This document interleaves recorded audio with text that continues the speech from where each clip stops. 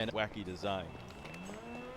Despite being super long, it still fit into our pump action Mossberg 590 just fine.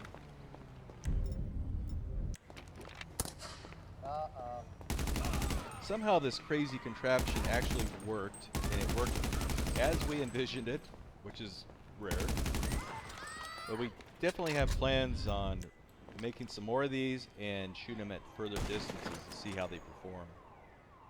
I think the micro arrows were one of the most complicated projectiles we ever shot. These consisted of a Delrin shaft, which was threaded, and that threaded into a machined brass head.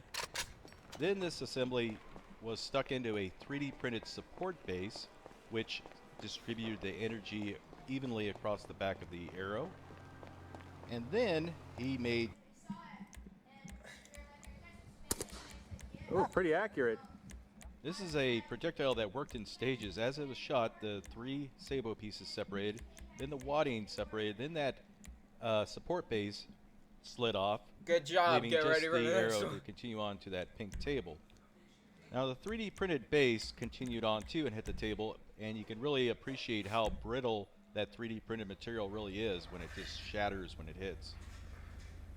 Now the Delrin arrow shaft did end up stuck in the table, but the heavy brass sharp nose on that thing continued on, drove right through the table, and ended up impacting the sand behind the table.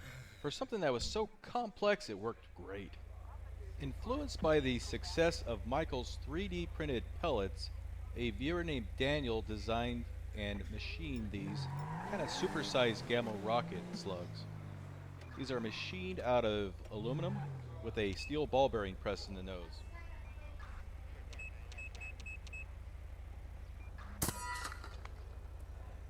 One thing we have learned is that Diablo shape, or that traditional air rifle pellet shape, is extremely stable even at supersonic velocities. And this projectile was no exception, flying at a very high velocity. You can see the shockwave coming off the nose. It impacted so hard it welded that steel ball onto the plate. Respond code 3. And we're not done with Daniel yet. He has sent us some other designs that we'll be testing in the near future.